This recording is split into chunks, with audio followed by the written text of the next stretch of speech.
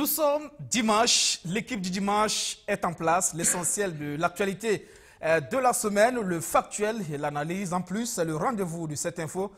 Bienvenue à tous.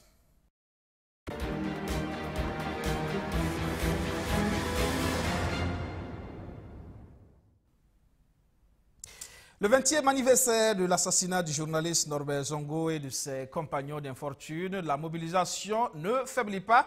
2 décennies après, quelques milliers de personnes ont encore marché ce 13 décembre à Ouagadougou.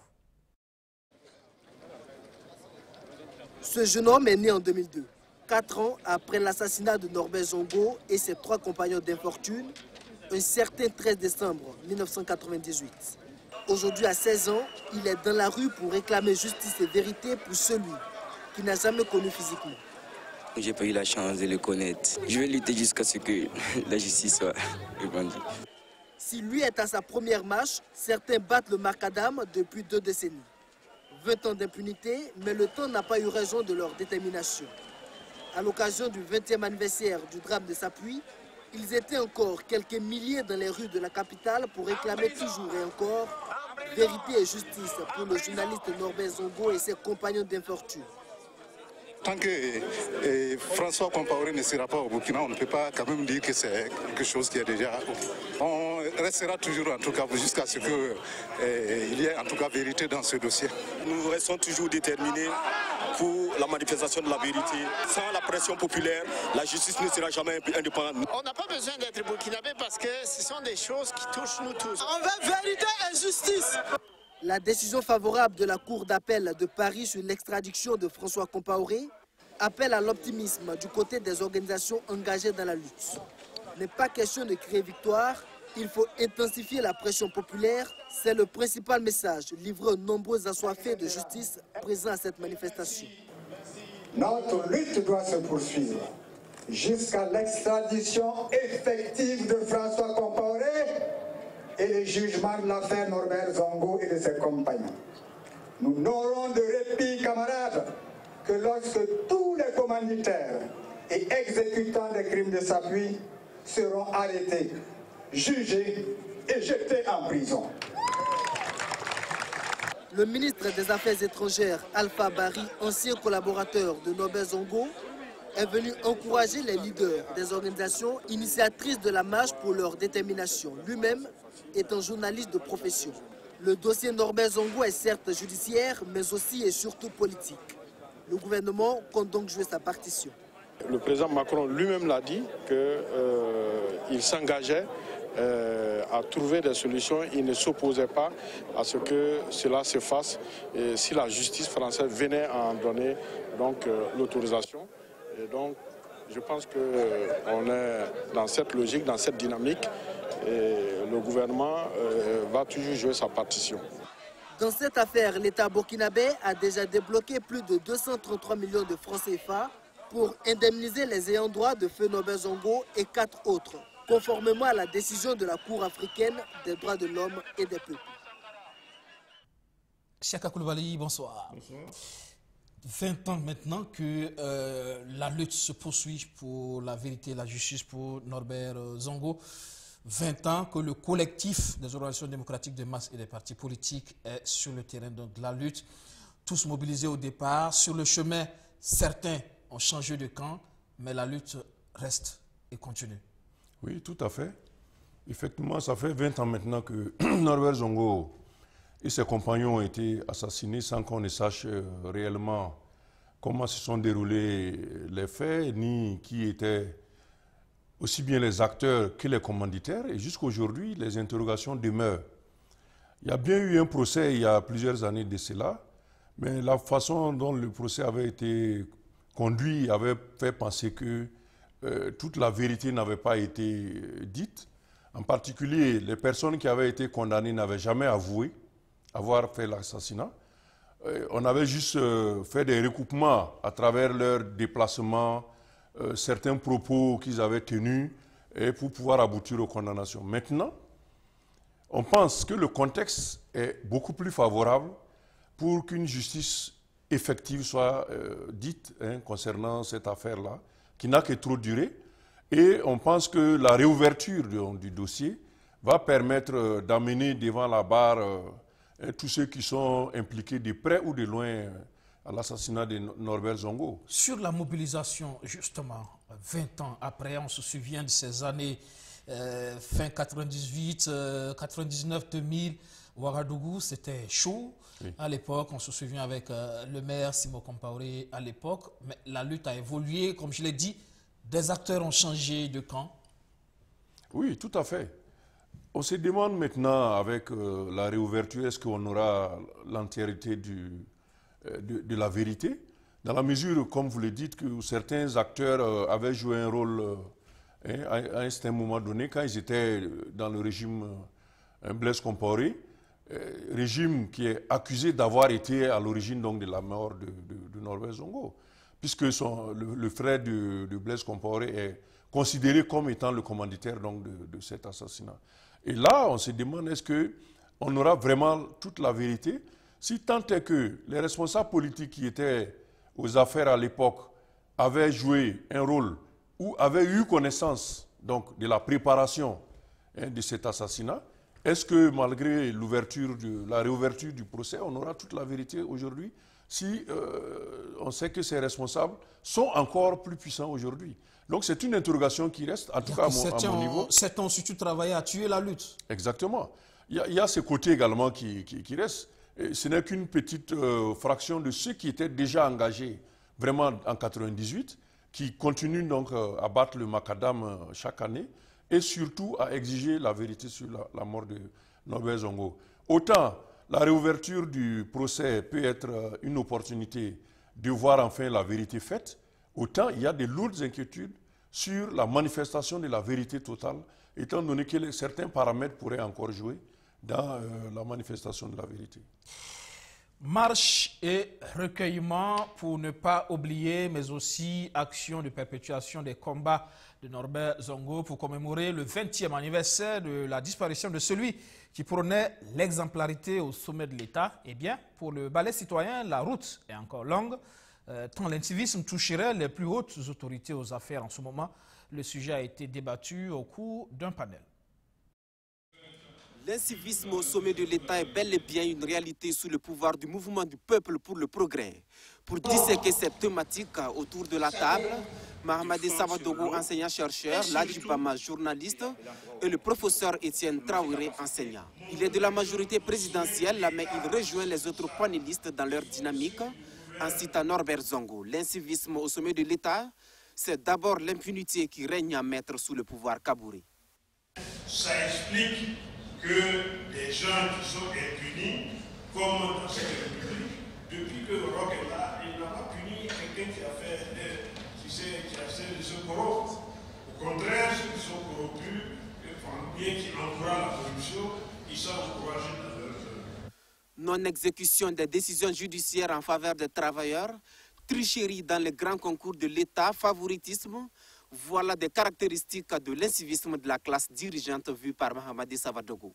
Parce que, dans la plupart des cas, les résultats de ces concours se retrouvent soumis à des pressions de différentes institutions, de différentes personnalités, de différents opérateurs économiques ou même de chefs religieux ou coutumiers qui utilisent leur position dominante pour faire passer leur protégé.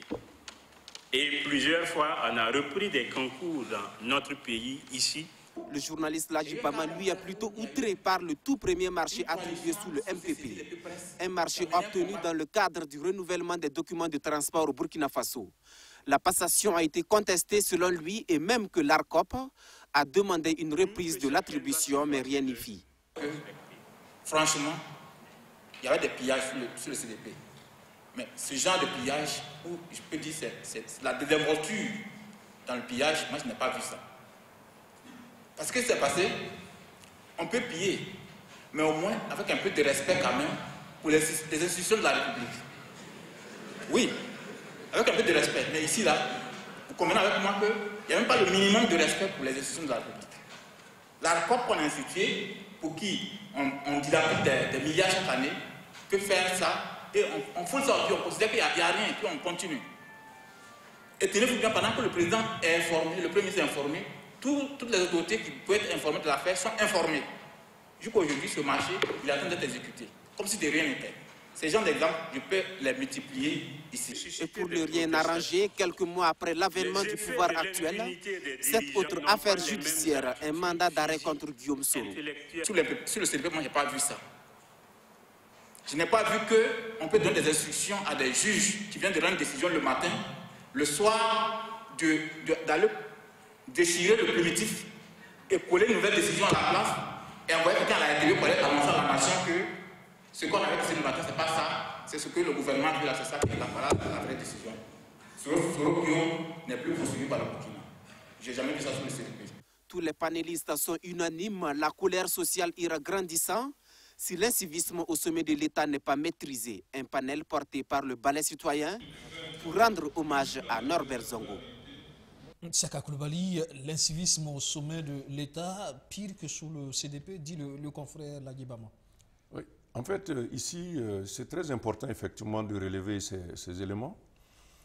C'est pour ça qu'on reste toujours un peu dubitatif que les procédures actuelles aboutissent à une réelle vérité et surtout à la régénération de l'esprit de Norbert Zongo. Parce que, au-delà de l'aspect judiciaire, où on pourrait peut-être aboutir à des arrestations et des incarcérations, il y a le combat que menait Norbert Zongo pour que la gouvernance soit vertueuse. Sous le régime Compaoré, il y avait des actes qui étaient posés, qui étaient considérés par certains comme étant attentatoires aux principes de la République, aux principes démocratiques, aux principes d'une bonne gouvernance. Et toute la lutte qui a eu lieu depuis 1987 jusqu'à environ 2014 a été placée sous cet esprit-là, avec donc le sacrifice de Norbert Zongo pour que la gouvernance du pays soit vertueuse. Quand on constate aujourd'hui, et avec les témoignages qui sont donnés par plusieurs acteurs, que ce qui était dénoncé par Norbert Zongo a cours aujourd'hui et de façon officielle, en tout cas avec des acteurs qui sont au premier plan, on se demande, est-ce que c'est pour demain la justice pour Norbert Zongo? Parce qu'il y a la justice sur l'aspect judiciaire, mais il y a aussi la justice sur les convictions de Norbert Zongo, sur les idées de Norbert Zongo, sur le combat qu'il a mené, notamment l'impunité, la dilapidation. Les crimes économiques. Voilà, les crimes économiques, la dilapidation des deniers publics, la désinvolture au sommet de l'État, ainsi de suite. Donc, est-ce qu'on aura la vérité, est-ce qu'on aura la justice pour Norbert Zongo, à la fois pour son assassinat, mais aussi pour le combat qu'il a mené?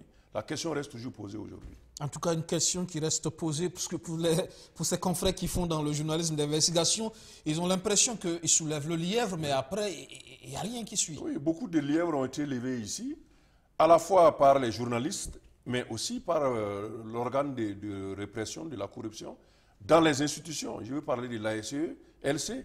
Et là, on a été contraint de constater que malgré qu'on ait mis à la tête de l'ASE quelqu'un considéré comme ayant participé au combat, notamment le combat dans la ligne de Norbert Zongo pour la bonne gouvernance, etc. Le professeur Ibriga est à la tête de l'ASE depuis plus de 3 ans maintenant, sans qu'aucun gros poisson de la corruption n'ait été inquiété. C'est vrai que les rapports de l'ASE dénoncent quelquefois un certain nombre de manquements à la bonne gestion des deniers de l'État ou des procédures administratives, mais au final, personne n'est inquiété après les dénonciations de l'ASE. La procédure a été montée de façon savante où on demande à l'ASE de lever les lièvres entre griffes, c'est-à-dire de découvrir les faits de mauvaise gestion des deniers de l'État, en disant, dès lors que l'ASE fait son rapport, il adresse le rapport aux autorités, notamment au Premier ministre et au chef de l'État, il est dessaisi de la suite. Donc, il appartient au Premier ministre d'engager des poursuites contre les éventuels auteurs des malversations. Quand on se rappelle donc le cas Luc Adolphe Thiaw, quand il est arrivé, il a dit que sous son ministère, il y aura des arrestations à partir du travail de l'ASE. Et à un moment, je crois que les journalistes lui ont demandé pourquoi est-ce que cela n'était pas fait. Il a dit qu'il y avait la séparation des pouvoirs et que lui ne pouvait pas donner d'injonction au juge. Donc quand on regarde, la corruption a devant elle un dispositif qui permet l'impunité. Parce que les institutions qui sont en place sont faites de telle sorte qu'il y a des murs de séparation, des cloisons entre ces institutions, de sorte que finalement, les opérations qui sont lancées pour lutter contre la corruption n'aboutissent jamais à des véritables arrestations. Donc la corruption a des beaux jours devant elle au Burkina Faso. Et on l'a vu dans ce reportage, Étienne Traoré, le procès Étienne Traoré, qui est de la majorité, mais finalement on se demande s'il est toujours de la majorité ou alors c'est juste un devoir de vérité. Oui, je pense que le professeur, à l'âge où il est quand même, il ne va pas se mettre dans les compromissions de sorte à ne pas dénoncer. Et quand on le connaît, on sait qu'il a toujours été du franc-parler comme ça. Il exprime ses idées. Et il faut aussi aller sur cet aspect politique. Il est bien sûr de la majorité, mais comme on le sait, dans la majorité, il y a la majorité, il y a la majorité. Il y a ceux qui sont vraiment proches du dirigeant de l'exécutif, qui sont aux affaires en griffe, comme on dit, et il y a ceux qui y sont juste par figuration. Et je pense que le professeur Étienne Traoré fait partie de cela. Et comme on le connaît comme étant quelqu'un qui a joué un rôle important dans l'histoire politique du pays, il ne va quand même pas se laisser intimider, soi-disant par cette histoire d'être de la majorité. S'il estime qu'il y a des faits qui doivent être dénoncés, moi je sais que le professeur Traoré le fera. Et c'est ce qu'il fait comme ça. La bonne gouvernance, il en a été question cette semaine dans le cadre justement de la célébration de l'indépendance du Burkina Faso. Mardi 11 décembre, le Burkina Faso fêtait donc son indépendance, un 58e anniversaire célébré sous le sceau de la bonne gouvernance donc, et de l'équité sociale. Le chef de l'État a appelé au sens de la responsabilité individuelle et collective depuis Manga, qui a accueilli les festivités marquées par un défilé civil et militaire. Le président du Faso, chef suprême des armées, procéda à la revue des troupes. Puis, l'exécution de l'hymne national. L'instant est solennel.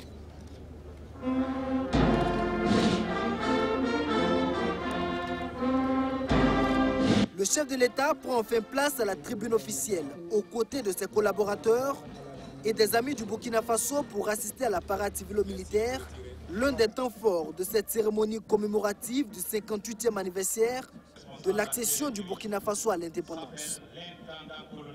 Au total, 4500 civils, militaires et paramilitaires vont prendre part au défilé.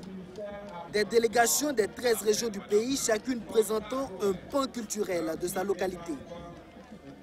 Autour des forces militaires et paramilitaires, c'est encore plus la perfection, l'élégance et la rigueur dans les mouvements.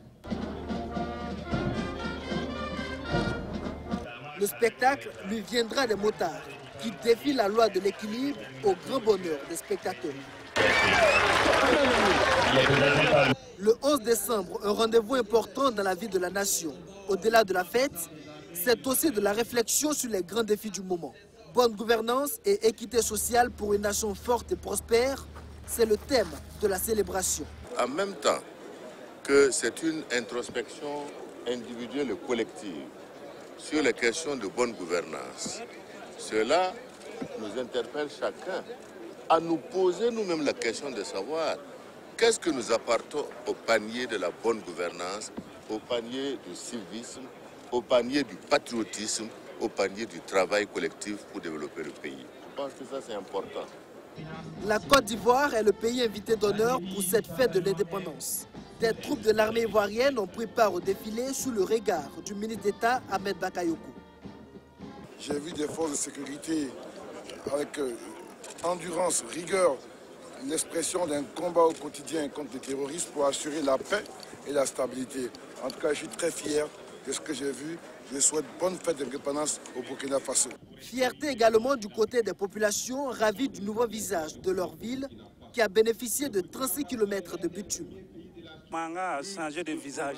Donc, je vais profiter de votre micro pour lancer un message aux autorités de Manga et puis la population de prendre bien soin des voiries. Toutes les infrastructures ne sont pas encore livrées, mais le ministre Éric Bougma dit prendre toutes les dispositions afin que les entreprises les terminent. Le gouvernement dit avoir tiré leçon des expériences antérieures et compte mettre tout en œuvre afin que Tenkodogo, qui accueille les festivités du 59e anniversaire de l'indépendance, ne soit pas dans la même situation. Voilà. Manga, finalement, un succès ou... Oui, sur le plan festif, il n'y a rien à dire. Hein. Les festivités se succèdent, donc il y a un savoir-faire qui se déploie d'année en année. Donc, sur cet aspect du défilé, des manifestations, je crois qu'il n'y a pas grand-chose à dire. Et c'est aussi important de magnifier cette date-là, étant donné l'importance qu'elle revêt pour l'histoire du pays. Au-delà de là, il faut maintenant voir... La question des infrastructures. Les infrastructures. Fait débat. Aussi. Mais même que là, il faut voir qu'est-ce que les autorités, en particulier le chef de l'État, qu'est-ce que le chef de l'État peut avoir compris dans ce que représente la fête de l'indépendance en termes donc de jalons de son magistère à la tête de l'État. En l'écoutant, il est en train d'interpeller ici les Burkinabés quant à leur contribution à la bonne gouvernance. Donc, si on veut synthétiser donc, le discours officiel de cette célébration, c'est pour dire à tous les Burkinabés, vous devez contribuer vous-même à cette gouvernance que vous réclamez. C'est vrai, effectivement, il appartient à tous les Burkinabés donc d'apporter leur pierre à la construction de la République, de la nation, de l'État de droit, etc. Mais le chef de l'État, à mon avis, doit se rappeler la mission qui est la sienne, à savoir être l'animateur et le chef d'orchestre de toute cette contribution. Imprimer le leadership. Voilà. Le leadership donc, doit être suffisamment fort, suffisamment éclairé pour que les gens qui ont la capacité de contribuer puissent le faire effectivement. C'est là où on attend de lui qu'il joue ce rôle-là et qui peut être, à mon avis, assez défaillant dans la mesure où lui-même interpelle aujourd'hui encore les Burkinabés quant à leur contribution. Bonne gouvernance et équité sociale, voilà. C'est un peu le thème qui a guidé cet anniversaire. Mais à côté, il y a toutes ces polémiques. Lors de la célébration de cette fête, on a vu sur les réseaux sociaux tout ce débat autour donc, de cette maison qui appartient au ministre de la Défense. Mais au-delà, c'est tout un ensemble de polémiques qui viennent un peu remettre en cause cette vision des choses, cet appel à la bonne gouvernance et à l'équité sociale. C'est pour cela que je mets l'accent sur le rôle du chef de l'État et le thème qui a été retenu, gouvernance et équité sociale. Cela signifie qu'il y a un lien entre l'équité et la gouvernance. Quand on regarde la situation aujourd'hui, est-ce qu'on peut établir une certaine équité dans la gouvernance qui se déploie dans notre pays à l'heure actuelle, avec d'un côté ceux d'en haut, si on peut les appeler ainsi, qui sont aux affaires, qui pensent qu'il n'y a pas de problème dans ces pays, y compris quand on parle de la sécurité, et ceux qui ne sont pas dans le sérail du pouvoir et qui considèrent que la situation est assez alarmante. Si on en revient encore au panel qui a eu lieu où le professeur Etienne Traoré, le professeur Mahamadou Sawadou et Ladji Bama ont intervenu, on a ici deux visions donc, du pays où on voit d'un côté les officiels qui pensent que les choses vont bien, il suffit juste que chacun apporte sa contribution, tandis que de l'autre, on dénonce la gouvernance elle-même comme étant pas porteuse de vertus et ne permettant pas la contribution des autres parce qu'il n'y a pas d'équité sociale. Est-ce qu'il y a de l'exagération dans tout ça quand on peint cette situation assez noire quand même? Mais quand on regarde, ne serait-ce que les médias, on voit que au moins une fois par semaine, il y a une nouvelle affaire qui éclate. Donc, même quand on veut fermer les yeux sur ce que, entre griffes, le gouvernement ferait ou les membres du gouvernement feraient, on est bien obligé de s'interroger sur le fait que tous les jours, il y a une nouvelle affaire qui apparaît et qui met en cause certains dirigeants, soit membres du gouvernement, soit en tout cas proches de l'exécutif. Et là, je pense que cela en appelle à une certaine introspection de ces dirigeants-là sur leur rôle effectif, à la fois pour la bonne gouvernance, mais aussi pour l'équité sociale, puisqu'ils ont fait eux-mêmes la liaison entre la gouvernance et l'équité sociale. C'est de mener la réflexion maintenant, si encore il s'agit de réfléchir, pour qu'on puisse avoir cette équité sociale, pour que la bonne gouvernance puisse s'établir dans le pays, à commencer donc par ceux qui sont au pouvoir. Parce que le gouvernement a l'impression aujourd'hui qu'en face, on ne sait pas apprécier quand même les efforts. Oui, c'est vrai. C'est ce qu'ils pensent. Ils disent que tous les jours, il y a des critiques qui sont effectuées à leur endroit. On ne veut pas du tout reconnaître les fois où les choses marchent bien. Mais comme on l'a dit, on n'est pas du même côté de la barrière. Ceux qui sont au pouvoir, ils pensent que les choses vont bien parce que du quotidien qu'ils vivent, ils voient passer donc, des décisions à prendre, des attributions de marchés publics, etc. Donc pour eux, les choses roulent bien. Mais quand on se situe du côté de ceux qui, par exemple, ressentent l'augmentation du prix du carburant, ceux qui ressentent donc l'augmentation du prix des denrées et des premières nécessités dans les boutiques au quartier, les choses vont sembler différentes, surtout quand on constate que du côté donc, des gouvernants, il n'y a pas cette retenue de leur part. Et vous avez évoqué ici la question donc, du bâtiment construit par un membre du gouvernement donc, à Manga et qui a défrayé également la chronique. Donc, c'est une affaire qui peut, par exemple, rentrer dans le cadre de ce qu'on appelle l'enrichissement illicite et qui doit être connu par la SEI, par exemple, pour peut-être le blanchir éventuellement, s'il a fait des héritages qui lui permettent donc de faire cela, ou s'il a cautionné des affaires peut-être qui lui ont rapporté de l'argent. Non, mais ça demande à être éclairci pour que ceux qui lui reprochent peut-être d'avoir puisé au denier public pour se construire la maison soient informés qu'il n'en est rien et que le ministre est blanc comme neige. Mais ça, il faut un travail institutionnel pour pouvoir aboutir à cette conclusion-là. Voilà. On passe à un autre sujet. À Beijing, dans la capitale chinoise, les commissaires de la Commission électorale nationale indépendante CENI, chargés de l'axe Tokyo-Chine, ont rencontré les Burkinabés vivant dans l'Empire du Milieu, des missions qui font polémique. Elles sont jugées très coûteuses, mais ce n'est pas l'avis du commissaire Boubacar Bouda. Nous sommes venus échanger avec la communauté burkinabé résidant en Chine pour leur apporter les informations nécessaires afin qu'ils puissent se préparer pour prendre part au processus électoral en 2020. De notre point de vue, les échanges ont été très fructueux. La preuve, c'est que nous avons pu enregistrer de leur part une participation qui se situe tant au niveau des préoccupations qu'au niveau des suggestions, fort utiles que nous allons porter à l'attention des qui de droit. Vous savez, moi, je n'apprécie pas les conditions de développement institutionnel de la paix sociale en termes donc, de dépenses à mettre en œuvre. J'apprécie beaucoup plus la paix, la tranquillité, l'équilibre, le fonctionnement des institutions, sans égard aux moyens financiers qui peuvent être mis en œuvre. Vous savez, on ne peut pas réunir plusieurs têtes sur un sujet estimé avoir donc, les mêmes points de vue. De ce point de vue, je respecte donc, la vision de chacun. Mais pour ce qui me concerne, en tout cas, je pense que, comme le disent les gens, quand vous estimez qu'en temps de paix, on gaspille, c'est en temps de guerre, en temps de stabilité que vous comprenez qu'il n'y a pas de gaspillage pour prévenir l'instabilité. Nous sommes actuellement notre deuxième pays et je dois vous dire qu'à partir du moment où c'est des pays à dimension continentale, il est fort difficile de pouvoir regrouper les gens, mais nous estimons que pour l'essentiel, en tout cas l'information a été passée, qu'avec donc le relais des Burkinabés de l'étranger, le message va atteindre la plus grande masse. Tchaka Koulibaly, voilà aussi autre objet de polémique, hein, cette mission des commissaires de la CENI, mission d'explication par rapport au vote des Burkinabés donc de la diaspora. Mission jugée coûteuse, hein, ce sont des centaines de millions qui sont sortis, mais avec quel intérêt véritablement?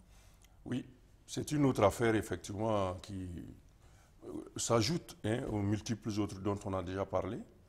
Effectivement, les uns et les autres estiment qu'avoir déboursé 300 millions pour des missions de sensibilisation, tout simplement, des Burkinabés qui sont à l'étranger, et quand on regarde, on ne voit pas le nombre de Burkinabés. Apparemment, ici, il s'agit plus des représentants des médias que l'on voit dans cette vidéo.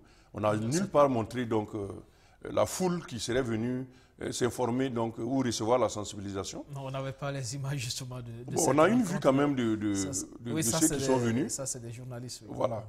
Donc, c'est pour dire qu'au final, on n'a pas bien compris quelle urgence il y avait surtout à organiser ces missions, surtout qu'il n'y a pas une échéance électorale qui est annoncée. Donc, il n'y a pas eu la signature du décret invitant le corps électoral pour telle ou telle échéance. C'est vrai qu'on parle beaucoup du référendum, mais jusqu'aujourd'hui, on n'a pas une décision officielle concernant le référendum. Est-ce que le débat justement pour la diaspora, elle est là aujourd'hui? Est-ce que des missions juste pour expliquer à l'étape actuelle, les Burkinabés attendent plus qu'on vienne leur offrir les documents de votation? Exactement. Donc il y a eu déjà un débat concernant le vote des Burkinabés de l'étranger qui s'est soldé par le vote d'une loi modifiant le code électoral. Et ce vote a été considéré comme n'étant pas très favorable au vote des Burkinabés de l'étranger parce qu'il y a eu des restrictions des documents servant à l'enrôlement, notamment en écartant la carte consulaire biométrique. Et donc, on était resté sur cet aspect des choses jusqu'à ce qu'on entende parler des missions de sensibilisation. On ne sait pas bien si les sensibilisations ont pour but de convaincre les Burkinabés de l'étranger que le modèle choisi aujourd'hui, à savoir l'abandon de la carte consulaire biométrique, est la meilleure, ou est-ce qu'il y a d'autres enjeux sur lesquels il faut sensibiliser les Burkinabés de l'étranger? Toujours est-il que de l'extérieur, on pense que les raisons pour ces missions ne sont pas suffisantes pour engager les sommes qui ont été faites. Pour ceux qui réfléchissent, qui font les analyses... Pour une CENI qui a besoin d'argent, voilà. Justement pour... Non seulement la CENI, mais même le pays est dans une situation où la moindre dépense est scrutée par tout le monde pour voir est-ce que cette dépense était indispensable. Et c'est là où on considère que aller rencontrer les Burkinabés à l'étranger, on a entendu parler de certains pays où les Burkinabés qui sont venus à la rencontre n'étaient que 3, comme au Kenya, par exemple. C'est des bruits qu'on a entendus.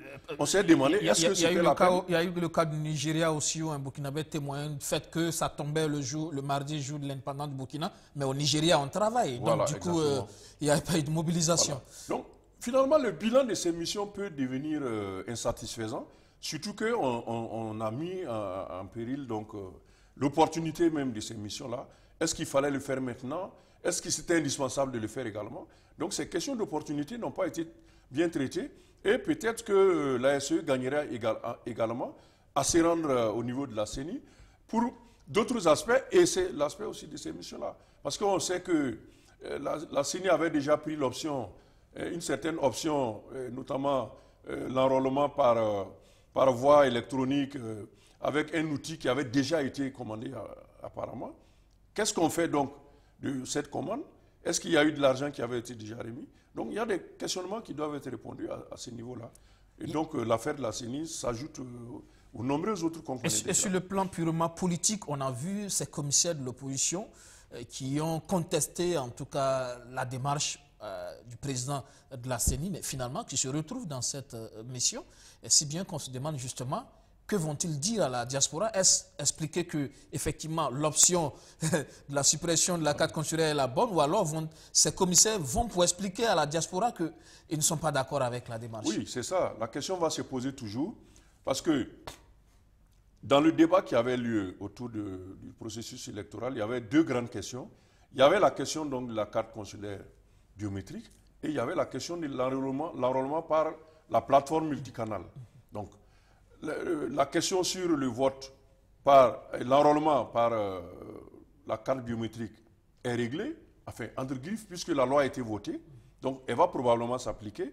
Mais cette question sur la plateforme multicanal, on se demande quel argument est-ce que les commissaires vont maintenant présenter à l'extérieur, parce que ça avait déjà été annoncé comme étant la façon par laquelle on allait procéder aux enrôlements. Et ça divisait les commissaires? Et bien sûr, ça divisait donc les commissaires. Il y avait beaucoup de remous, des déclarations qu'on avait vues. Et aujourd'hui, on a une sorte d'unanimité qui s'est faite autour des missions qui se déroulent à l'extérieur.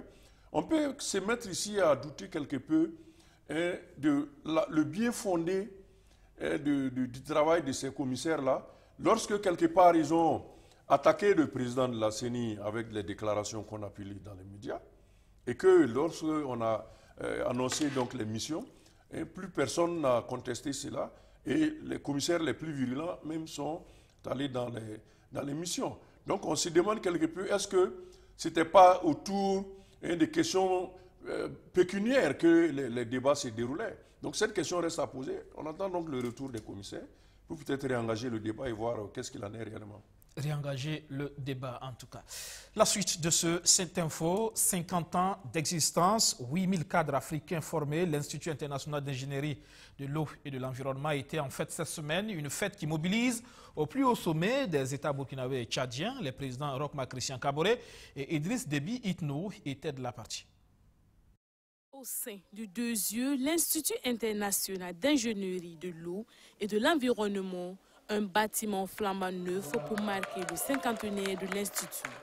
Le complexe Idriss Déby Itno, du nom du président tchadien, car les étudiants tchadiens ont toujours constitué l'un des plus gros contingents de Deux Yeux.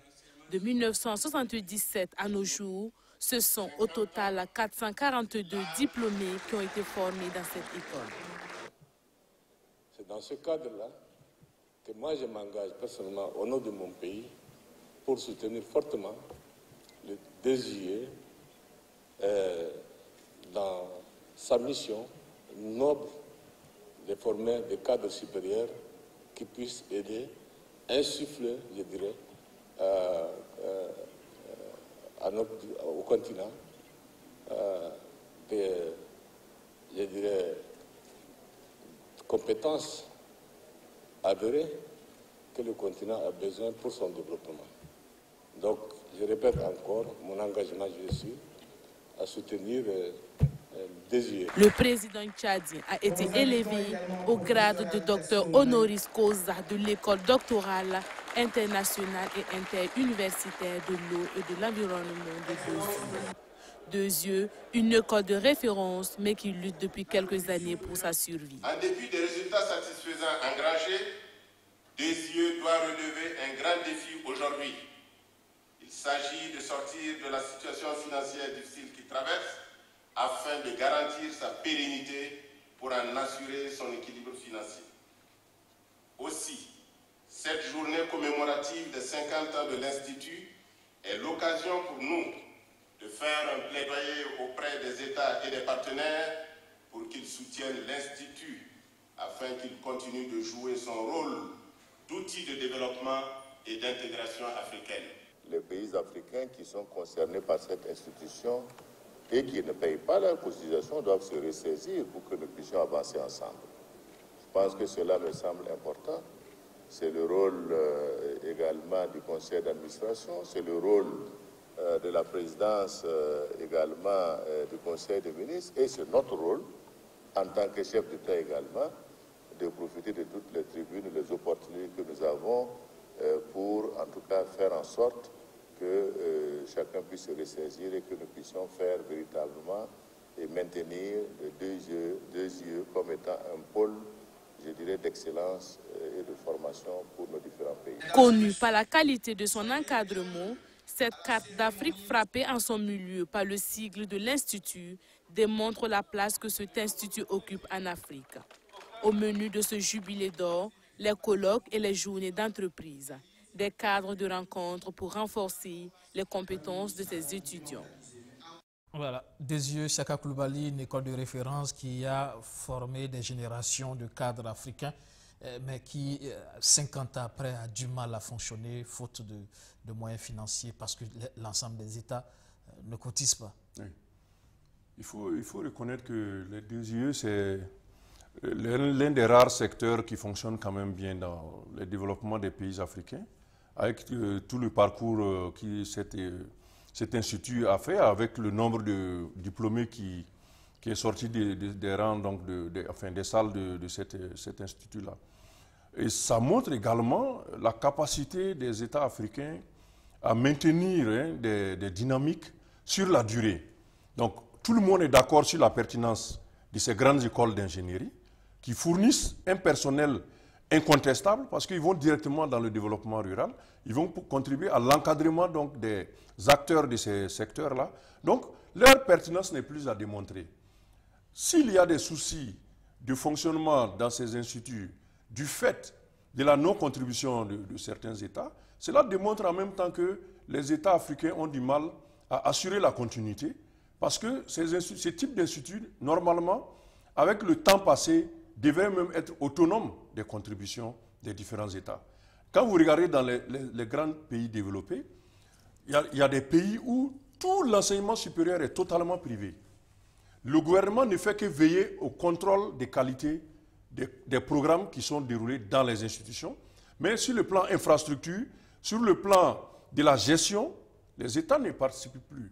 Cela montre aussi que donc, nos États, quelque part, ont du mal à assurer les dynamiques positives dans la durée.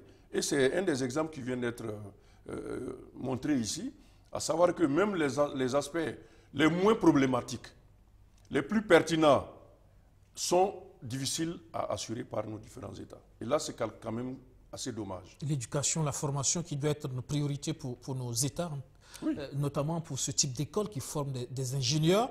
Le Tchad régulièrement envoie des étudiants formés ici, mais on voit aussi toute la difficulté que les étudiants tchadiens du DSUE vivent au quotidien. Régulièrement, ils organisent des grèves devant l'ambassade ici. Oui. C'est comme on l'a dit, ce n'est pas normal que jusqu'à présent, il y ait des soucis pour faire fonctionner ce type d'institutions, parce que c'est des institutions qui devaient s'autofinancer depuis déjà au moins 20 ans. Alors, si on voit dans certains contextes, le Ghana vient d'annoncer que le budget 2019 sera élaboré sans contribution du FMI, ça démontre qu'il est possible d'évoluer et de se passer de l'aide internationale. Parce qu'effectivement, lui l'a dit, il n'est pas normal que des secteurs stratégiques clés comme l'éducation soient financés par l'extérieur. Parce que ce sont des domaines prioritaires des pays à cause du nombre de personnes qui sont incluses dans ces secteurs-là. Mais surtout, l'école fait partie de ce qu'on appelle l'appareil idéologique de l'État. Donc c'est à travers l'école que l'État délivre sa vision de l'homme et de la société. Donc si ces secteurs-là doivent être tenus à bout des bras par les institutions internationales, au bout d'un moment, si ces secteurs-là ne deviennent plus prioritaires dans ces institutions internationales, il va sans dire que nos pays vont avoir des difficultés à faire fonctionner. Et c'est ce qu'on vient de constater là.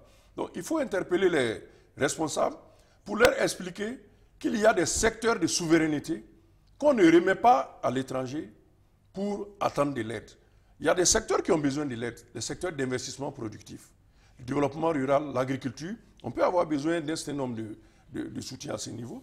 Mais les secteurs comme l'école, la justice et la sécurité, ce sont des secteurs de souveraineté où l'État ne doit même pas permettre que d'autres États viennent intervenir là-dedans. Mais malheureusement, on voit que nos États ne font pas de scrupules à aller demander de l'aide dans des domaines comme l'enseignement et autres. Et la sécurité. Et la sécurité. Un secteur assez stratégique. Alors que c'est tout à fait possible de s'en sortir. Vous voyez qu'il y a des articles qui montrent aujourd'hui que des pays comme la Mauritanie n'attendent pas le G5 pour assurer leur sécurité. Depuis 2011, il n'y a plus une seule attaque en Mauritanie. Comment ils ont fait? C'est un exemple à demander pour voir comment est-ce que la Mauritanie s'est débrouillée pour qu'il n'y ait plus de terrorisme sur son territoire. Pendant que nous sommes en train de crouler sur le terrorisme qui vient jusqu'à dans la capitale, faire des frappes et puis se retourner. Voilà. C'est une question en tout cas d'autonomie qui reste posée, une question d'indépendance véritablement. On vient de fêter notre indépendance. La Côte d'Ivoire et cette rumeur qui a suscité des manifestations de joie chez les partisans de Laurent Gbagbo. L'ancien président aurait été libéré à La Haye, mais Siaka, ce n'était qu'une rumeur. Oui, c'était une rumeur. Mais une rumeur qu'il ne faut peut-être pas jeter totalement. C'est doit être basé sur quelque chose de fondé. Peut-être que les avocats de ces détenus-là, au vu de l'évolution des procédures internes là-bas à la CPI, ont laissé fuiter la libération prochaine, en tout cas liberté provisoire, parce qu'on a assisté dans certaines presses également étrangères que la question avait été évoquée et eux on laissé très sérieux et proches quand même de ces institutions-là. Et cette rumeur, on l'a vu, a suscité un certain remous en Côte d'Ivoire et dans les pays environnants. Et la libération prochaine, éventuelle, de Laurent Gbagbo a été perçue comme une ouverture politique pour certains. Donc, on s'est dit que Laurent Gbagbo a certainement des partisans assez nombreux dans son pays, mais aussi dans la sous-région, parce qu'il avait un réseau assez dense dans les partis de gauche de la sous-région, au Burkina Faso, au Niger et en Guinée surtout. Et on a senti donc dans ces milieux-là un regain d'espoir pour dire que si leur leader était libéré, avec sa façon de mener la politique, très certainement les choses vont changer. Et le timing, justement, il est important à signaler. Nous sommes presque en 2019, bientôt les élections en Côte d'Ivoire. Et Laurent Gbagbo libre, c'est aussi déterminant par rapport aux élections à venir. Le timing, je voulais ici faire la liaison avec l'interview donnée par l'ex-président Henri Konan Bédié, qui a donné une marque importante pour la politique en Côte d'Ivoire. Je m'étais laissé quelque peu sous-estimer Henri Konan Bédié, vu la façon dont il avait quitté le pouvoir de façon assez légère en 1999. Mais là, il a quand même démontré qu'il continue de conserver un certain nombre d'outils de la politique. Henri Konan Bédié, il marque un moment politique important en disant qu'il arrête sa collaboration avec le RDR dans le cadre du RHDP. Il a dit que dorénavant, les deux partis vont évoluer chacun en fonction de sa stratégie. Donc, il marque deux moments. Un moment, il arrête sa collaboration en regrettant d'avoir conduit Alassane Dramane Ouattara au pouvoir. Deuxième moment, il annonce une plateforme nouvelle et on entend dire par ses partisans que l'alliance FPI-PDCI serait déjà bouclée et il n'exclut pas l'arrivée donc de ceux qui soutiennent Guillaume Soro. Et là, c'est très important pour la sociologie politique en Côte d'Ivoire, parce que... La Côte d'Ivoire, c'est l'exemple type de la réelle politique. Exactement. Parce que là, ils sont beaucoup plus proches donc, de ce que devrait être la politique. Hein. Là, les acteurs commencent à se positionner pour 2020. Le PDCI, en faisant le bilan de sa collaboration avec le RDR, s'estime insatisfait. Donc, en train d'envisager les choses autrement. La question essentielle donc, de leur désaccord, c'est la candidature de 2020, sur laquelle ils n'ont pas été d'accord avec ceux du RDR. Donc, le président Henri Konan Bédié, au nom donc, de son parti, le PDCI, annonce de nouvelles perspectives. Et ça, si la libération provisoire de Laurent Gbagbo est effective, il est clair que les choses vont évoluer, parce que là, on aura en ce moment deux grandes forces presque équilibré. Parce que le FPI, tendance Laurent Gbagbo, retrouve sa position de force politique importante. Sans compter l'effet d'annonce. Parce qu'on l'a vu dans les rues de Yopougon à Abidjan, ces populations qui sont sorties, beaucoup ne comprennent pas très bien les subtilités de la politique, mais l'effet d'annonce peut jouer dans un certain soutien donc, à la tendance Laurent Gbagbo, qui va venir s'ajouter à un parti très vieux mais enraciné. Donc le PDCI, ce n'est pas un parti qui est tombé de la dernière pluie, qui a des ramifications en Côte d'Ivoire. Et si le FPI, avec sa capacité d'agitation, s'ajoute à un parti qui a des cadres aussi importants que le PDCI, ça peut donner quelque chose. Sans compter la dernière carte qui est encore aléatoire, ça dépend de comment le RDR va gérer le cas Soro-Guillaume. Et si cette carte n'est pas judicieusement gérée, il se peut très bien que Guillaume Soro rejoigne cette coalition nouvelle qui est en train de se créer, ce qui va nous donner des perspectives assez équilibrées pour les élections en 2020. En tout cas, ça promet beaucoup de surprises, parce que jusque-là aussi, la question des candidatures n'est pas suffisamment bien affichée, que ce soit du côté du RDR ou du PDCI même. On ne sait pas si Henri Konan Bédié lui-même souhaite encore revenir, ou alors est-il en train de positionner quelqu'un d'autre. Mais là, on attend de voir. Mais ce qui est sûr, cette libération provisoire de Laurent Gbagbo, si elle venait à être confirmée, va véritablement redistribuer les cartes. Oui, bien entendu. C'est vrai que les candidatures ne sont pas encore clarifiées, mais c'est très certain que 2019, au moins avant la mi-2019, on aura une clarté des candidatures, parce qu'un candidat sérieux ne peut pas se permettre de ne pas encore déclarer son ambition en ce moment-là, parce que toutes les démarches qu'il faut entreprendre pour le positionnement, l'organisation des réseaux électoralistes, ça se fait au moins un an avant l'échéance elle-même. Donc, au moins mi-2019, nous aurons une clarté là-dessus. Et si la libération provisoire de Laurent Gbagbo, ou même définitive, parce que les informations qui n'ont pas été confirmées, que nous avons vues, font état d'une audience de libération définitive en mars 2019. Donc, c'est fort possible que l'année 2019 voit une évolution dans ce dossier-là, qui judiciairement n'a pas du tout avancé. Et là, à un moment donné, si on n'arrive pas à confirmer la culpabilité de Laurent Gbagbo dans les massacres qui ont eu lieu après la crise pendant la crise post-électorale en 2011, à un moment donné, le procureur sera obligé d'accepter la libération donc, de Laurent Gbagbo, ce qui va lui permettre, ayant les coups de France, même s'il n'est pas renvoyé en Côte d'Ivoire, de jouer un rôle important, parce que même étant en Europe quelque part, il pourrait recevoir ses partisans, il pourrait téléphoner, il pourrait organiser. Et son poids politique va être déterminant parce qu'il va communiquer.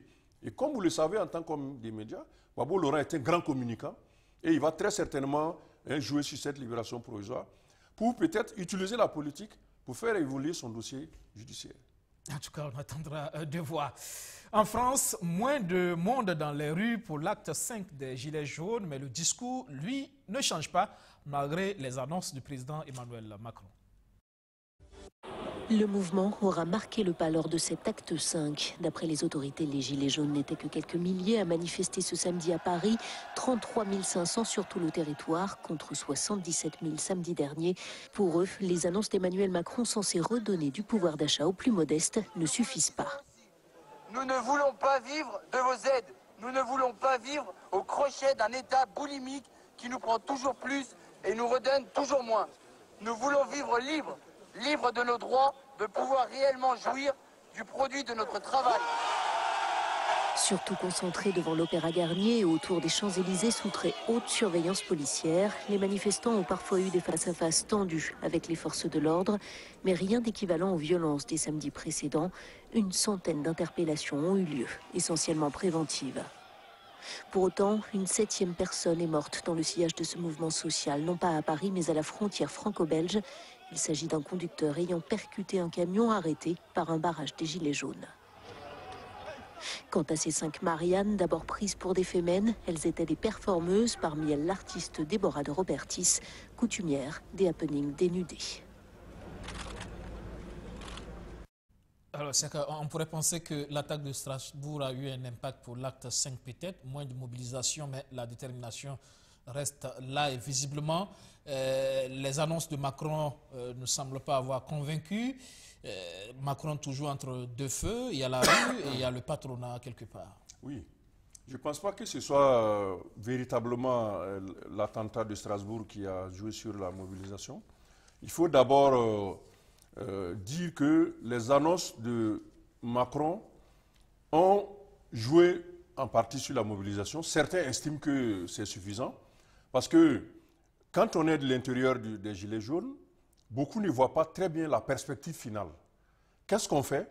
Est-ce qu'on poursuit comme ça indéfiniment ou est-ce qu'on arrête à un moment donné? Comme cette question n'est pas réglée à l'intérieur donc du mouvement, qui n'a pas de structure pour discuter de ces questions de direction, à un moment donné, il y a des déperditions de mobilisation qui vont avoir lieu.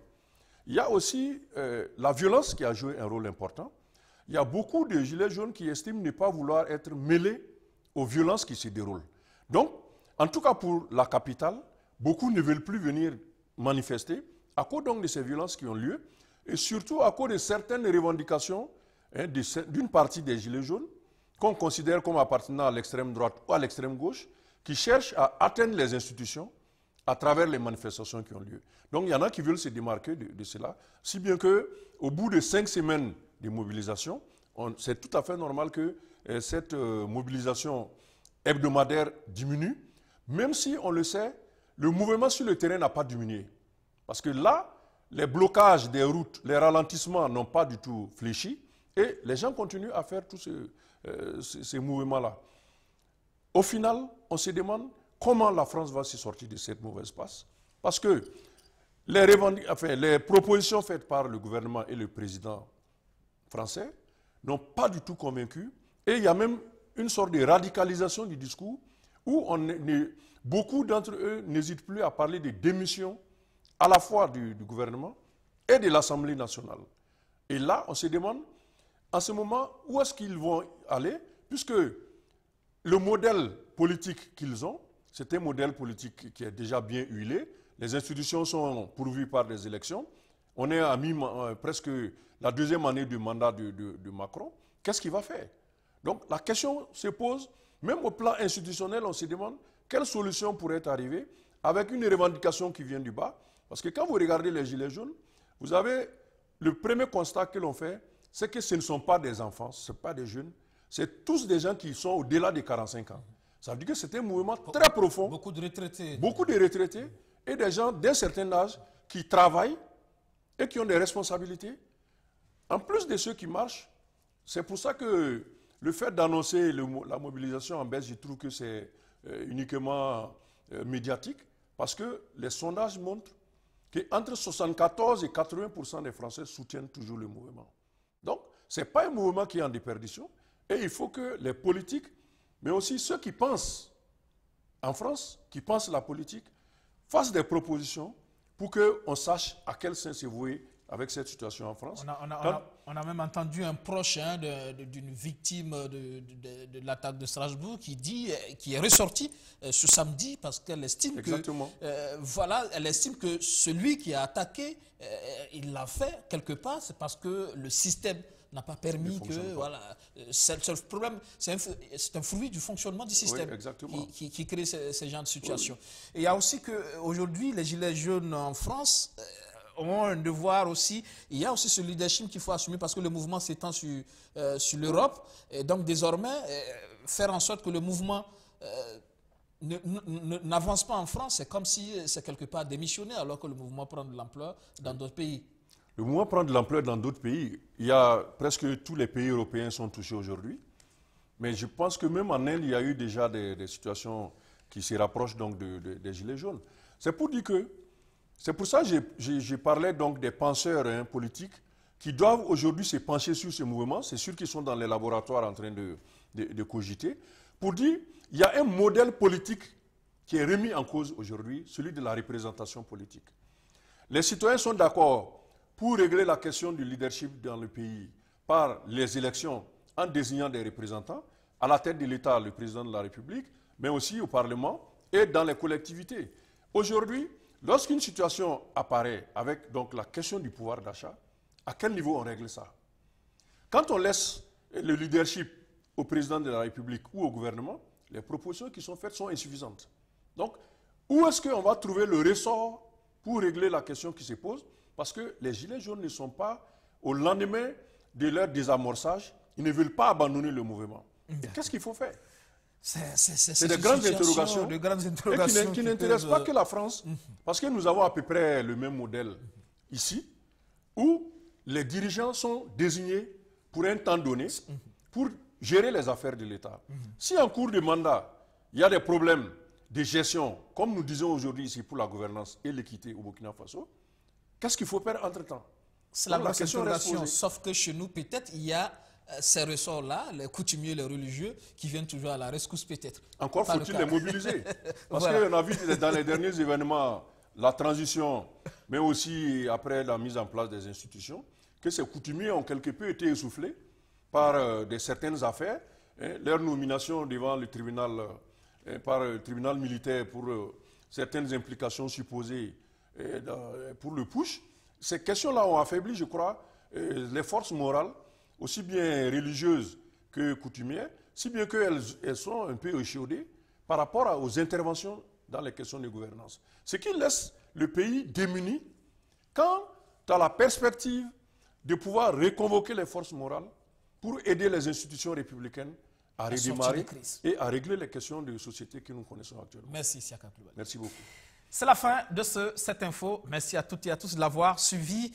Excellente fin de semaine et bonne reprise de travail demain. Bonsoir.